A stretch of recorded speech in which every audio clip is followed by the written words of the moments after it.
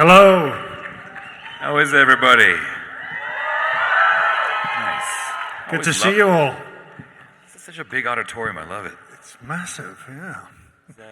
Who here likes Shrek? Cool. Oh, I'm glad you distracted them from me, because I was having a malfunction here in the chair. Okay. Well, yeah, Like, okay. oh no, this is really embarrassing. I'm too small, can't get up on this chair. Hello, everybody. Are you having a lovely time? I didn't hear you having a lovely time. Yeah. Yes.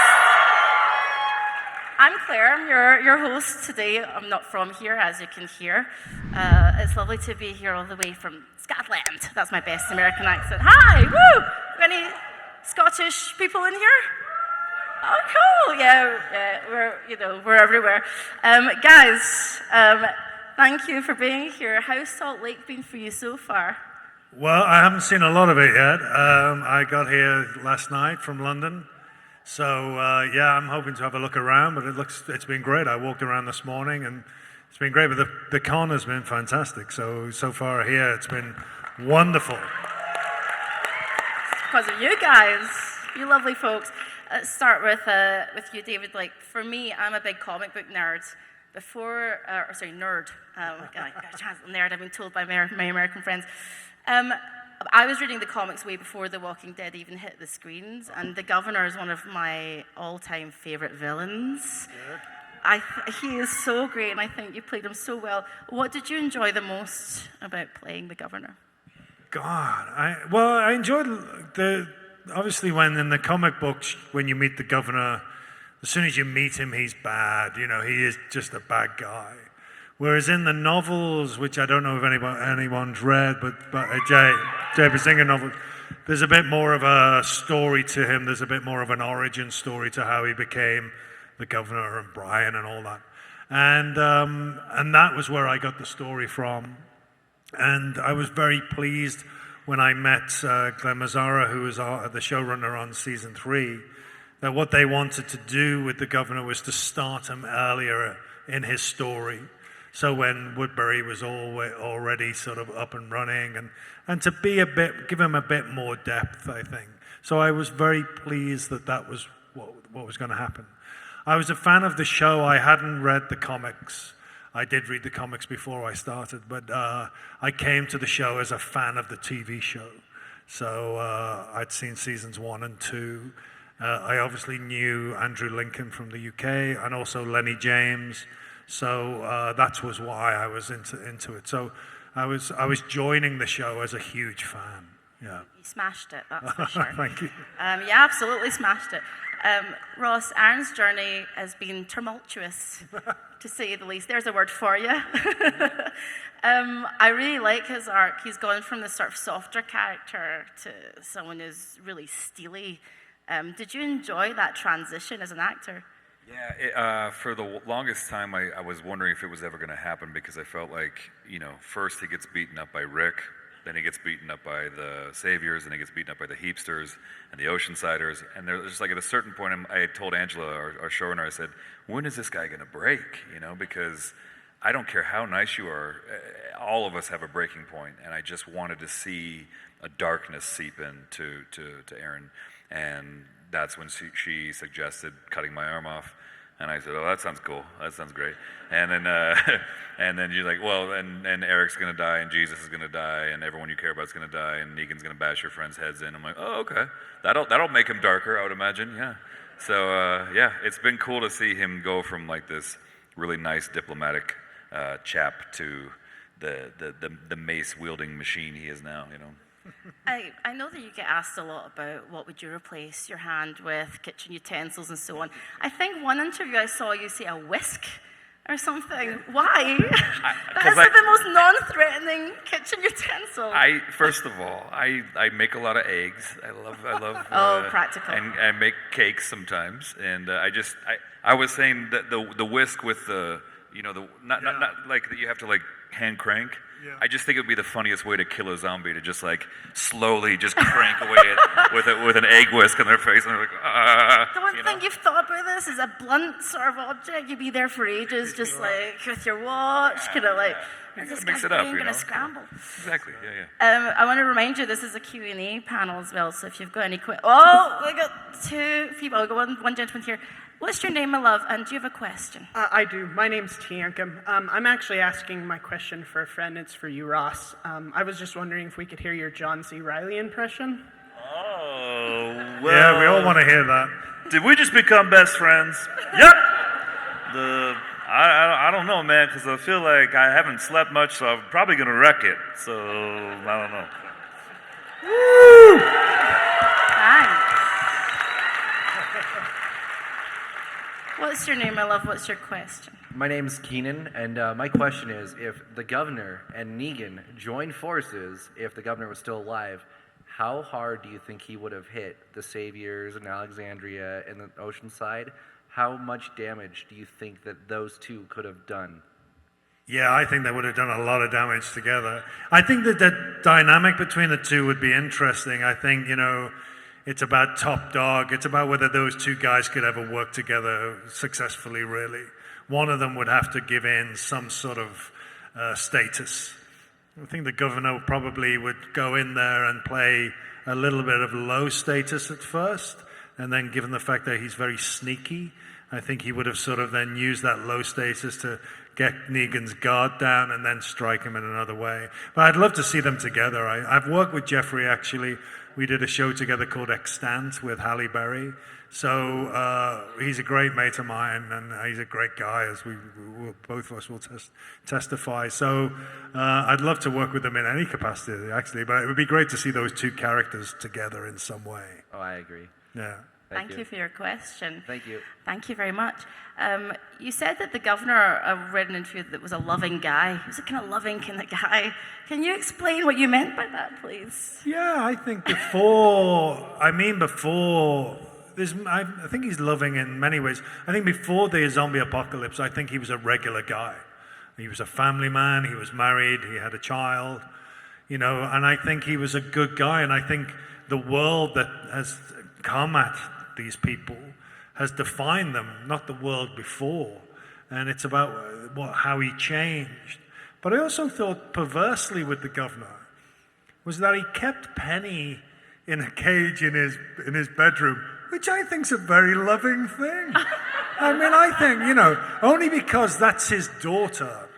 And so, regardless of what's happened to her, he's keeping her close. I mean, it's weird, but, there's a scene where he's brushing her hair and he's sort of looking after her. And this, this apocalypse came from nowhere. Who's to say it could go away again? So I felt it was quite a loving thing. Even though it was weird, it seemed to me to be a very loving thing to keep your daughter close to you and want her close and to look after her. So therefore, when Michonne kills his daughter, when she kills Penny, that's what tips him over to a different side. He suddenly goes from being bad to being psychotic. And it's that thing of seeing someone kill the person who we love so much. And I think lots of the characters have that relationship with people, don't they? And Herschel kept his kid, so. And so I think there is a sense of wanting to be close to the person you love, even though that person has changed and gone over. That's really human, I think. So if David invites you around for dinner, just, RSVP it, you're, my love, what's your name and what's your question? My name is Kimia, and I'm a big fan of Aaron, but not so much the governor. Quite right. Give him a chance. I take that as a compliment. Although when Negan came around, I was actually hoping you would come back because you were nothing compared to Negan. Yeah. Well, we'll wait and see. But my question is for you, David. I was wondering how it was to shoot the day that you had to cut off Herschel's head. I mean, was that hard for you? Was that emotional? Because I'm sure you're a lovely person in real life, so. Well, I wouldn't be so sure about that. Yeah, it was really tough. I mean, I think Russ would say as well, whenever anybody goes on the show who you've spent time with, it's really hard. And Scott, as we all know, was a very special person. He was a great man.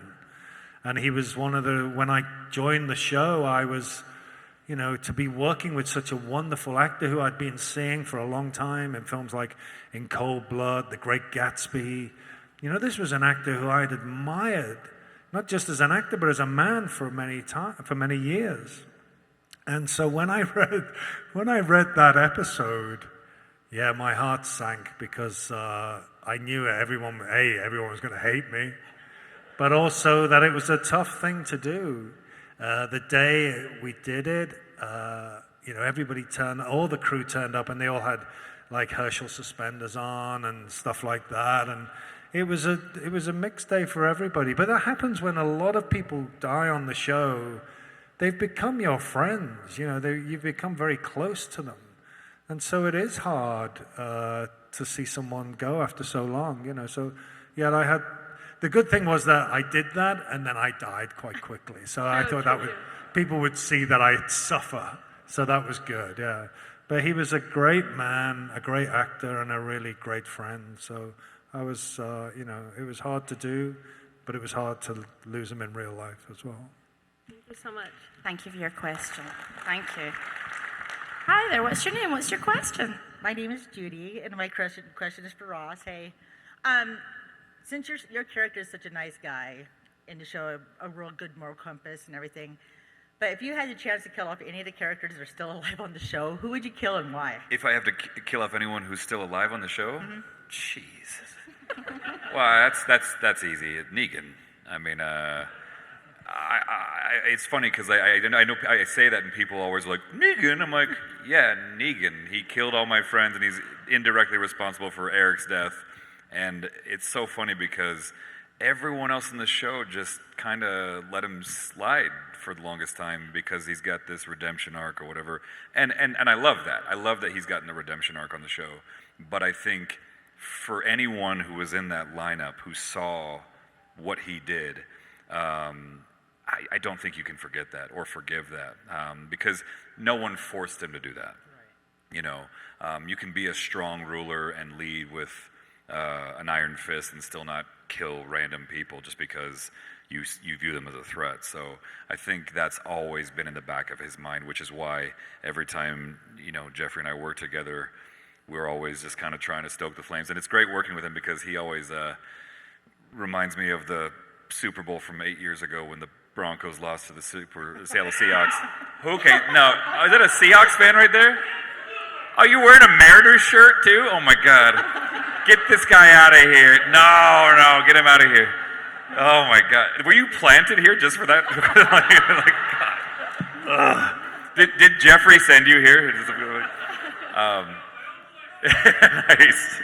But every time I work with him, Jeffrey will come up and he'll be like, man, your Broncos sure aren't doing so good this year, are they? And I'm like, Jeffrey, I will murder you right now.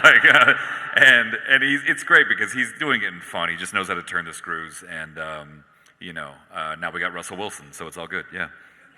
Thanks. Thank you very much. Thank you. Thank you, Ross. Thank you. I wanted to ask you guys, genuinely in a zombie apocalypse, what sort of role would you play? Because it's something I think about sometimes, because I've got no discernible skills apart from playing guitar, so I could be a bard of some sort, play very sad songs. That would be important. We would need something like that in the apocalypse. Some kind of depressing entertainer that only plays post-rock from the 90s. So what about you guys? What would be your roles genuinely? How do you think you would step up in a zombie apocalypse? Go on, David, you start. Yeah, I mean, I've been thinking about that a lot lately. I think maybe, that sort of self-survival stuff of growing your own crops, growing your own sort of food, knowing how to use that stuff, that's the thing I would like to do. I mean, I quite like to do that anyway. I mean, sort of doing a lot of the vegetable stuff in the garden and stuff like that. I know that sounds really boring, like I should get my slippers and sort of check out, but I have been doing that. I find that really sort of cathartic and nice to do, and I think that's a sort of skill that we've sort of lost about sort of growing and cooking our own food, really. So I've been doing a lot of that over the years, so more and more of that, I think. So maybe I could bring that to the zombie apocalypse, some sort of vegetable cooking. Ross, what about you? What would you do? I guess I could do impressions and try to hope that people won't kill me because I'm making them laugh. But I was an Eagle Scout, and I feel like, yeah. So I'm not trying to brag or nothing, but like, a lot of those skills in the Boy Scout handbook, and I still have my Could you Boy start Scout. a fire? Of course. Yeah, me and Easy. you together, we've got What- it made. I could do. That's it. I'll make one right now. You want Yeah. yeah. But the Boy Scout handbook, if you don't have it already, I got to tell you, just pick it up now, because if there is an actual apocalypse, you're going to want that book. You're gonna need it. because it's very useful. So I'm just saying. Yeah. Tying knots and all. Yeah, you course, can do of that. course. Yeah, Yeah, great. yeah. I kind of like the idea of Ross just doing impressions by the fire while I play sad songs and you're going, oh God, not again, oh my God, while you're peeling potatoes. Yeah. And I'll do my Morrisey, not David Morrisey, but my Morrisey. You'll be the Smiths, right? You can, There you go, we could because do you play that. the Smiths, right? Yes, Yeah, we perfect, could do yeah. that. All And right, I'll be in the okay. garden. Those pesky kids and their blooming songs. Hello, my love, what's your name and who would you like to ask a question to? Both of them. Hi, Sure. I'm Julian. If your characters ever got to meet, how do you think they would interact with each other? Well, I think it depends when they meet in their arc. Really, I think I could see you working in Woodbury. I think Woodbury. At one point Woodbury was a really successful place. It was working well. It was sort of had a community. It was sort of a dictatorship, but it was working okay.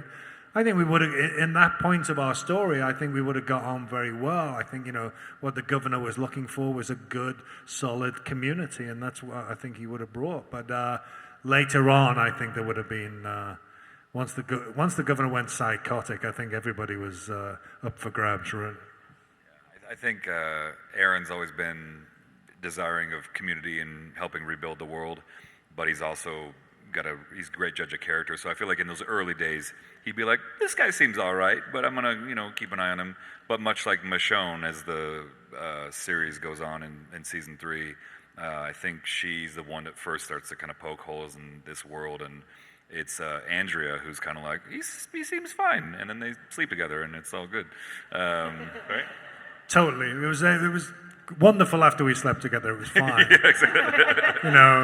What could have gone wrong? Exactly. Yeah. But I think they would have gotten along at first too. I agree. So. Yeah. But also, I think what the governor was doing was he was presenting one personality to his populace, and what you saw was him doing something else, privately. So I think for a while, the people in his community thought he was a good guy. Only the audience knew that he was scheming behind and, doing things that he shouldn't have been doing. So, I think if we'd met at that time, I think Aaron would have fitted in really well, really. Thank you Great very question. much for your question. Do we have someone else who wants to start? Hello there, my love. What's your name and what's your question? My name is Greeley, and I was just wondering, you've probably been asked this 100 times, but who is your favorite actress or actor to work with, to both of you? That's a tough one, isn't it? Because, you're leaving out everybody else. But I would say Andrew Lincoln as our lead actor. I think any show needs a lead actor who really doesn't, just learn the lines and turns up. They have to take that role on board in front and behind the camera. And everything else comes from them. The atmosphere is set by the leading actor. And I've had it on other shows, when I did Doctor Who with David Tennant and stuff. They're people who, great actors, but also leaders. Andrew, he knows everybody's name. He knows everybody's kid's name. He knows he's the first guy there. He's the last guy to leave. He makes sure you're okay as well as him being okay. He's totally professional. He's absolutely committed. So that means that nobody else can sort of mess around or give less than 100%. So you need a leading actor who brings it, don't you? And I think for me, he set the tone, and that was great for every actor that came along and work on the show. I echo those sentiments entirely. Like, Cudlitz, I think Cudlitz and Abraham and Eugene were probably the most fun to work with because they were always cracking jokes in between takes and everything. But in terms of who is my favorite to work with, I'd definitely say Andy, because the guy didn't break character in the 7 years that I worked with him. Not but once, and that was when he punched me in the nose in the second episode I was in. He felt so bad because it was each time he punched miss me by like this much, no problem. But the last time he was coming up with a little too much steam, and he got some of my nose, and as soon as I fell on the ground, he's like, "Oh mate, I'm sorry, are you okay?" And I was like, "I regret." It's like, because stupidly, I just kind of, even though I knew he was British, because he's always doing the Rick Grimes voice, I just never heard that side of him, and I was just like, there he is.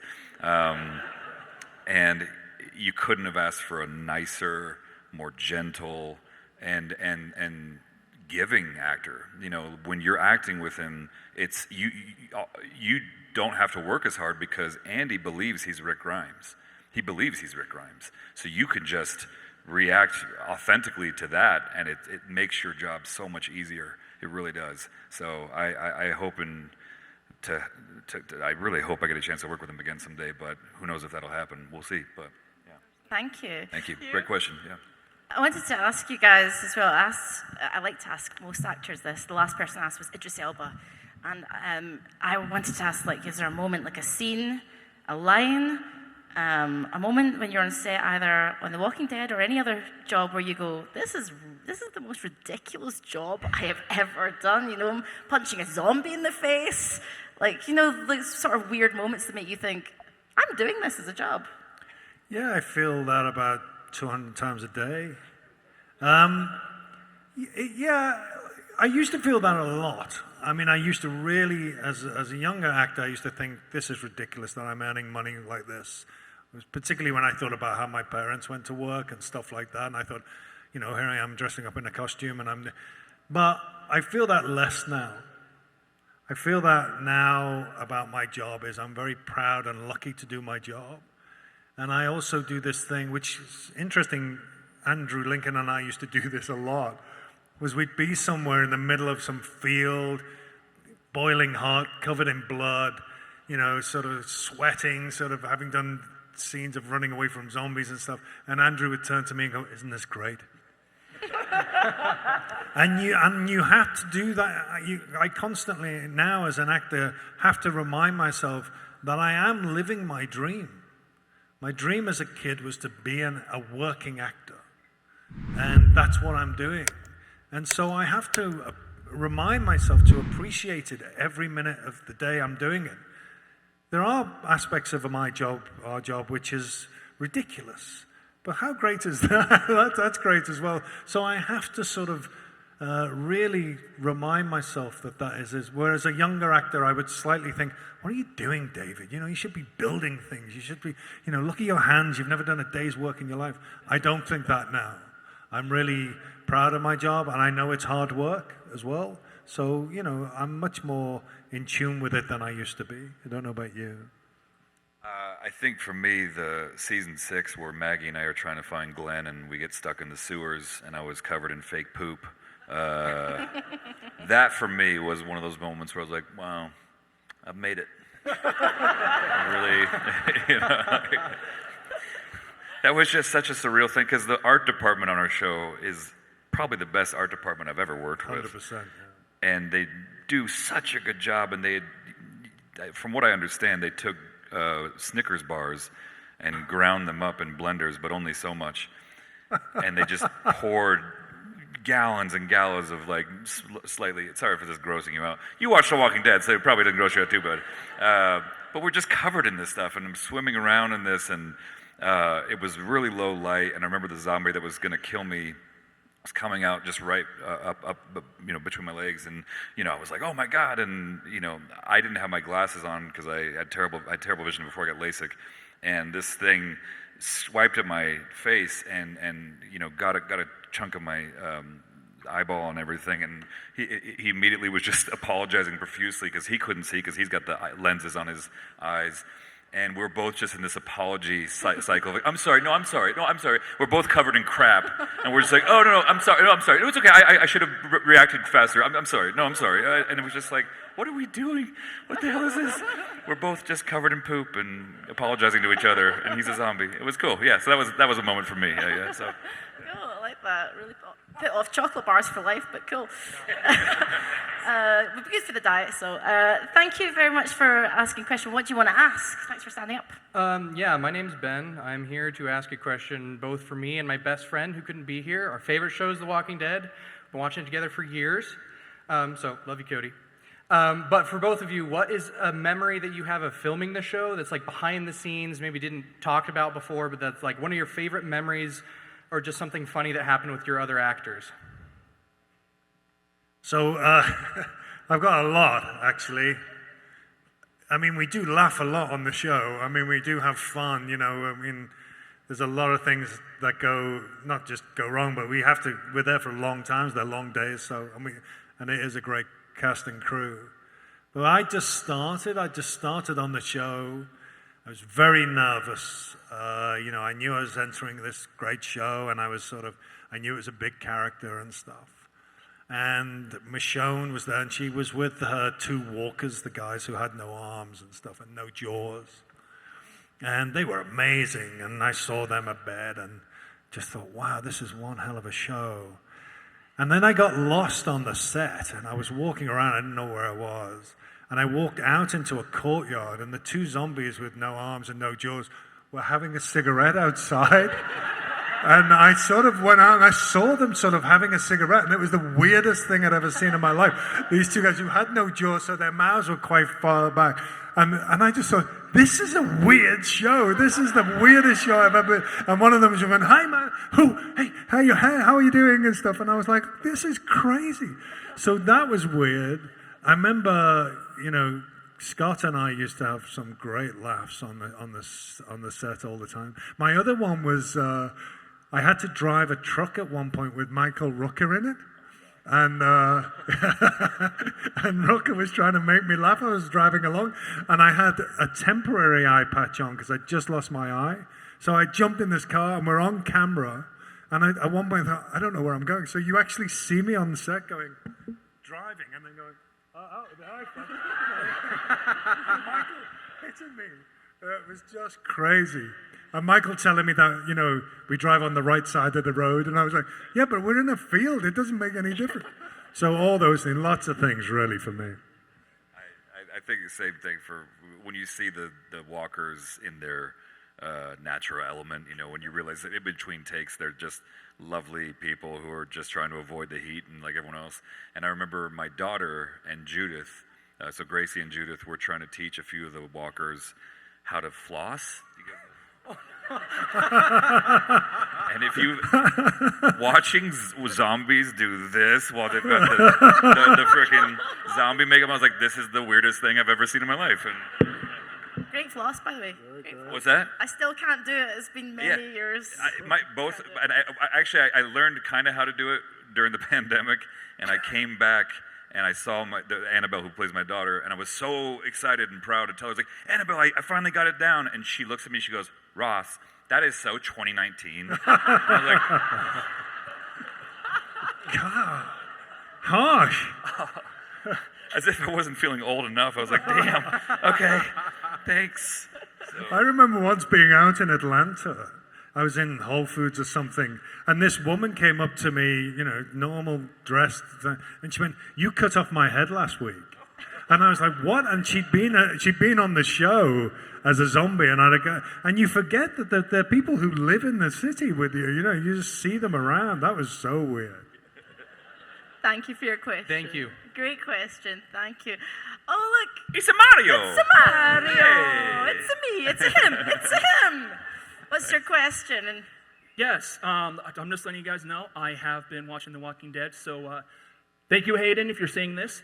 So my question is that oh my gosh, I'm trying to gather my thoughts here. Hold on a second. If there was that one thing you want to change in The Walking Dead, what would it be and why?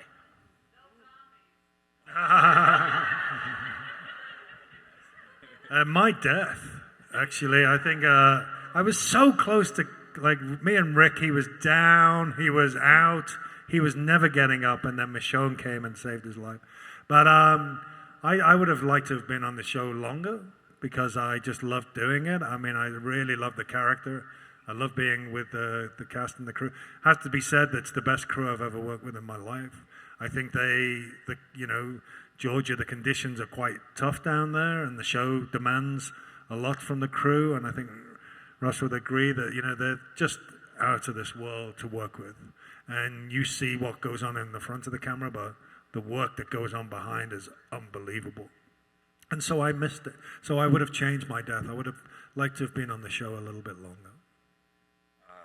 Mine's probably less what I would change in the show, but more how I came onto the show in the first few seasons. I was in such a bad place financially and emotionally. I was like $100,000 in debt. I literally decided to give up acting, and I quit. And I was about to move to New York to pursue photography and art and writing, which probably would have driven me even further into debt. But I was like, at least I'll be in control of this, because with acting, you have to prove that you're worthy of a job every time. You know, even now, we don't get straight offers. Oftentimes, you'll have to go and, hey, I was in a few things, but can I get a new job? And they're like, well, we'll see. Let's see if you can act, you know. And it's always like that. But with photography and art, you just make your thing, and if someone wants to buy it or someone likes it, great. So I'd really just given up entirely. And then when I got this opportunity, I actually told my manager I didn't really want to go in for the audition because I didn't want another rejection under my belt before I transitioned into this new field. And when I finally got the job, amazingly, I still can't believe it happened on my birthday 8 years ago.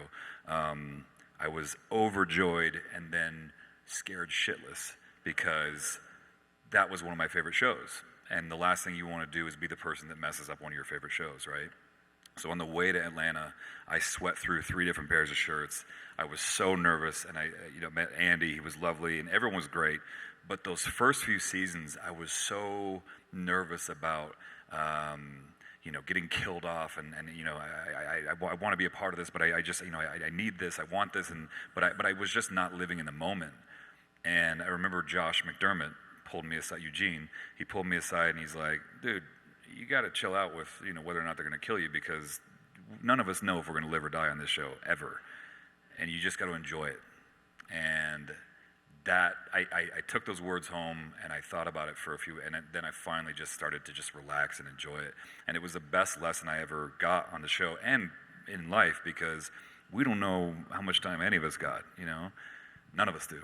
And so I think it's really just important that we take moments to say, hey man, isn't this great? Like, look, we're in Salt Lake City. It's a beautiful city in a great show. You're dressed in a Mario outfit. Like, that's awesome. Like everyone's having a good time. Like, this is great. This is great, And I think if we don't take time to acknowledge those great moments, we'll miss the point entirely. And I was definitely missing the point the first few years I was on the show. Yeah. Thank you for that. Thank you very much. Thank you. Thanks, man. I like that. One life, one timeline. Gotta love it. Okay, what are your names and what is your question? We were wondering what your most physically demanding scene that you ever had to do on the show. Physically demanding scenes. So it's all pretty demanding physically, but I think I did that last scene where I attacked the prison, and it's really there's a great guy who was on the seasons I was on, who was a pyrotechnic guy called Daryl Pritchard, and so he blows everything up, and I played golf with him at the weekend. He was a great guy, and he said, "Oh, when we get to the prison, it's going to be great. It's going to be great." And I was like, "Oh, what's happening, Daryl? Then what's happening?" He said, "I can't tell you. It's going to be great." And then I read the episode, and I was like, "We blow it up. I mean, this is crazy." And it was about 4 days, and it was really hot. And it was killing Herschel. It was having the fight with Rick. It was being killed by Michonne. All that stuff. It was attacking the prison with these massive explosions. And the great thing about Daryl is, he does big stuff, but you always feel safe. He's great at just making you say, look, this is it. This is what's going to happen. He explains everything to you. But those 4 days, and also I knew that they were going to end with my death. So emotionally, I was quite all over the place. I remember them well. I still have bruises from that time. But that was the big physical time for me.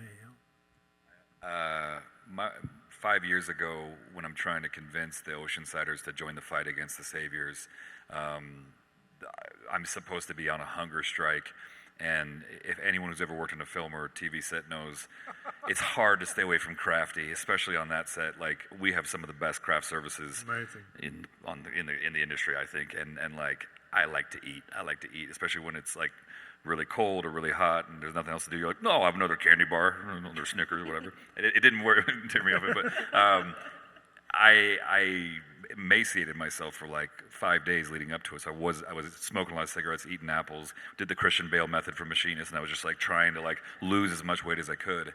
And I was so weak that I could barely stand up. And then it was at the end of November. People think Georgia is very hot, and it is. But towards October, November, December months, man, it gets cold. It gets really like that wet cold that gets in your bones, you know? And for a couple nights in a row, I had to basically just be leaned up against a tree, you know, waiting for them to come out. Of course, they don't come out, but the walkers do. And I have to fight all these walkers over and over again. The ground, I remember being so frozen solid, and they had this fake rain just pouring on us over and over again. And, you know, it's not heated or anything, so you're just doing the best you can and fighting and rolling around in the mud and the blood and the water and everything. And then in between takes, I remember they would just throw an emergency blanket over me, and I'd just be huddled by the fire. And that was intense. They thought I had hypothermia towards the end of it, but all good. Yeah. So we do some fun stuff on the show. Yeah, it's great. Thank you very much. I think we've got time for one more question, and then I'm going to have to ask you about the last episodes. So we've got one more question. Let's go for it. Okay. Sir, what's your name and what's your question? My name's Jake, and I'm a huge fan of the comic books and became a huge fan of the show. Every time we lose a character that actually made it through the comic book, it's always kind of depressing. But there was some really epic battles displayed in the comics and in the show. What were your favorite scenes that you guys had a chance to be a part of? There was a scene where I was stalking Andrea, and she was in like a barn, and I really, just because there was not a lot of dialogue in that, and we approached it very much like some sort of psychological horror film. So we used a lot of different sounds, a lot of sort of scraping of stuff. Like yeah. There was a lot of that. And then I was whistling some song which sort of echoed everywhere. And that, I was really pleased with it. And also because there wasn't a lot of dialogue, I was able to talk with the director of that particular episode, and sort of we brought in a lot of stuff, and when the episode came out, that stuff was still in there. So I was very pleased with my input in that episode. So yeah, that was a really great thing to do. I really loved that. But I also loved the attacking of the prison. And then I really loved the end of season 4 when the governor comes back and he's just on the floor and he's looking for death, and then he discovers that new family and he decides to play low status in this group and he just can't do it. But I love that arc as well when I came back in season 4. I think the lineup, as brutal as it was, and I think I don't know if I'll ever want to watch that episode again. It was so brutal to shoot and such a disturbing episode to watch and to be a part of course. But I think it's honestly some of our best work. Everyone on that lineup, you know, when Negan was doing his speech back and forth, was uniformly like bringing tears constantly, take after take, and you're on your knees, freezing your butts off. It's obviously terrible the way we lost Glenn and Abraham, but the way that was shot, the way it was edited, and just the emotionality of it all was just incredible. But on top of that, I think that the scene that was most fun to shoot and also to watch was the battle for Hilltop against the Whisperers last season. That was just a blast. I mean, we had, again, Daryl Pritchard, our pyrotechnics guys and everything, just they're just the best, and they have guys running around covered in, you know, kerosene, and then you light them and they put them out. Everyone's safe, of course, but like just watching this, you're like, God, you feel like you're in 300 or some like battle movie. It felt great, you know, because I'd never been a part of something like that, you know, and I hope I get a chance to down the road, but you never know, and it was cool. It's cool. Like every episode is like an epic movie. It just is like you're in the biggest budget movie you've ever made, you know. It feels like that every week, doesn't it? Thank you very much for Thank your you. question. Thank you. So before we wrap up, can we have a round of applause for everyone who asked questions today? It was so nice of you to stand up. Thank you. You guys are so sweet.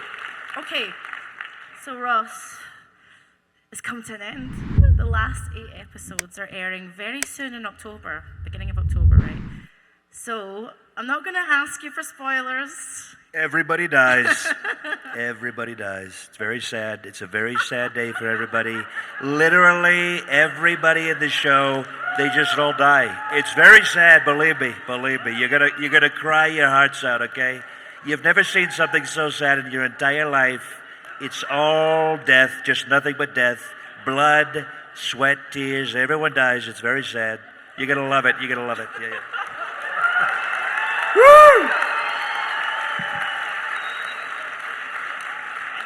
I think he doesn't have to say anything else. Like, I'm actually, like, with the impressions, when you met Ewan McGregor, did you do your Ewan McGregor to Ewan McGregor? Oh, I've not. So I met Ewan McGregor last month in San Antonio, and he was lovely.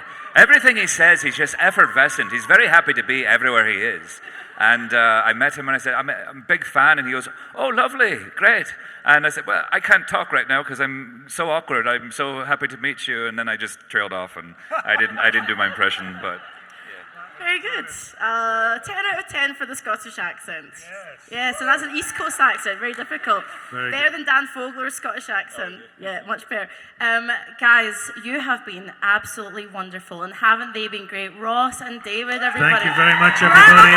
Please give a huge round of applause for David and Ross! Thank you, guys. Thanks, guys.